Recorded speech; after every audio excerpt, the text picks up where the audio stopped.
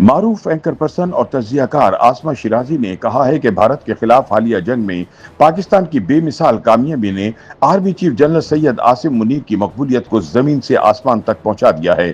حافظ صاحب 10 مئی 2025 سے پہلے جس مقام پر تھے اب وہ ایک اور حیثیت اختیار کر گئے ہیں جس کا اعتراف ان کے دشمن بھی کر رہے ہیں۔ بی بی سی اردو کے لیے اپنے تازہ سیاسی تجزیے میں آسما شیرازی کہتی ہیں کہ دنیا میں جیتی ہوئی افواج کے سپہ سالار طاقت کو کس طرح اور کیسے استعمال کرتے ہیں اس بارے تاریخ بھری پڑی ہے۔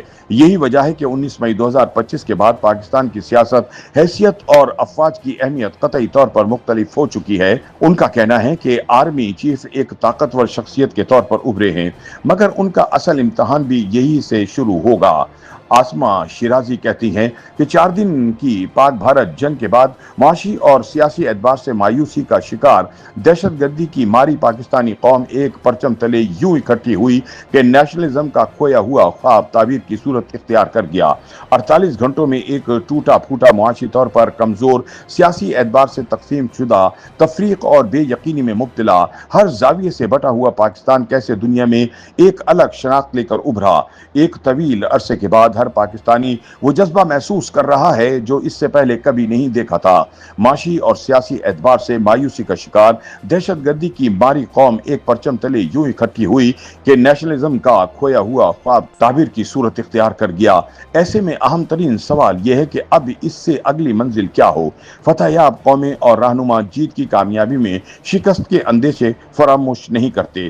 آسما شیرازی کا کہنا ہے کہ انڈیا کی جارحانہ غلطی ہمارے لیے کامیابی کا باعث بنی، لیکن اب اسے کس طرح مستقل کامیابی میں بدلنا ہے، کیسے سیاسی اتحاد اور یگانگت کی جانب بڑھنا ہے، اور کیوں کر علم اور ٹیکنالوجی میں آگے بڑھنے کی جستجو کرنی ہے، اس چیلنج کو قبول کرنا ہوگا۔ آخرکار پاک فوج کی اس کامیابی میں اصل جادو تو ٹیکنالوجی نے ہی دکھایا ہے۔ سوال یہ بھی ہے کہ 10 مئی کے بعد کا پاکستان پہلے سے مختلف کیوں ہے؟ اس لیے کہ پاکستان نے انڈیا کو صرف دفاعی محاذ پر شکست نہیں دی، بلکہ اب تک سفارتی، سیاسی اور میڈیا کے محاذ پر بھی شکست دی ہے۔ انڈیا نے پہلگام کے واقعے کے بعد اس یقین کے ساتھ پاکستان پر حملہ کیا کہ کمزور ریاست ایک ہی وار سے ڈھہ جائے گی، مگر یہ اس کی تاریخی غلطی ثابت ہوئی جس کا اعتراف اب دنیا کر رہی ہے۔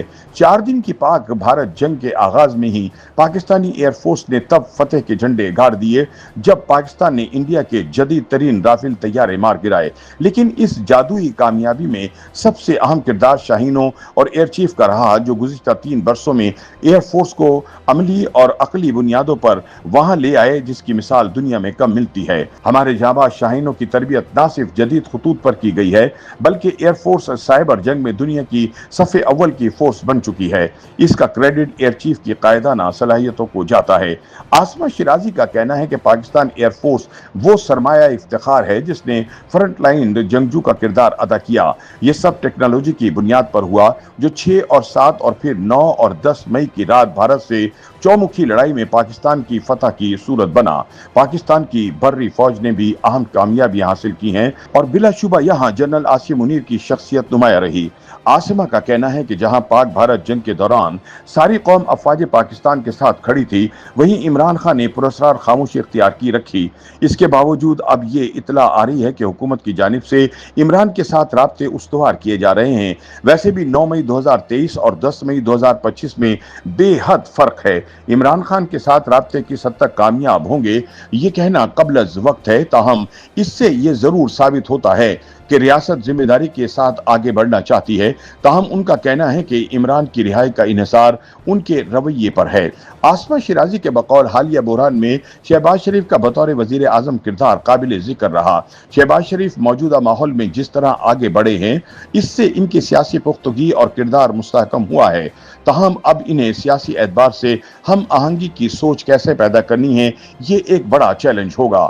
انڈین وزیر اعظم مودی پاکستان پر حملے کو نیو نارمل قرار دے رہے ہیں جو ان کے خطے میں बरतरी या इलाकाई तसल्लुत की ख्वाहिश का इजहार है।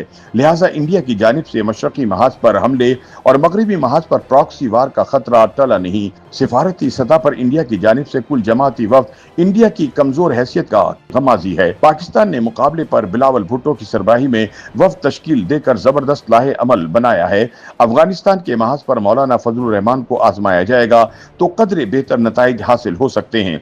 सीनियर सहाफी का कहना है कि पाकिस्तान को अब पहले से कहीं ज्यादा अंदरूनी हालात और खास तौर पर इंतहा पसंदी के हवाले से चौकन्ना रहना होगा। दादो तहसीन अपनी जगह, मगर अब जंगी बुनियादों पर रियासत को अंदरूनी महाज पर लड़ना होगा। क्या ही अच्छा हो कि इस कौमी यकजहती के माहौल में नेशनल एक्शन प्लान पर भरपूर अमल किया जाए ताकि अंदरूनी महाज पर मौजूद बैरूनी आलाकारों से निपटा जा सके। YouTube पर गूगली न्यूज देखने के लिए youtube.com की सर्च बार में गूगली न्यूज टीवी टाइप करें। गूगली न्यूज के पेज पर सुर्ख रंग के सब्सक्रिप्शन वाले बटन पर क्लिक करना ना भूलिए। YouTube पेज पर अपलोड होने वाली वीडियोस से बाखबर रहने के लिए बेल आइकन पर क्लिक कीजिए। आपको हर नई वीडियो के बारे में नोटिफिकेशन मौसूल हो जाएगा।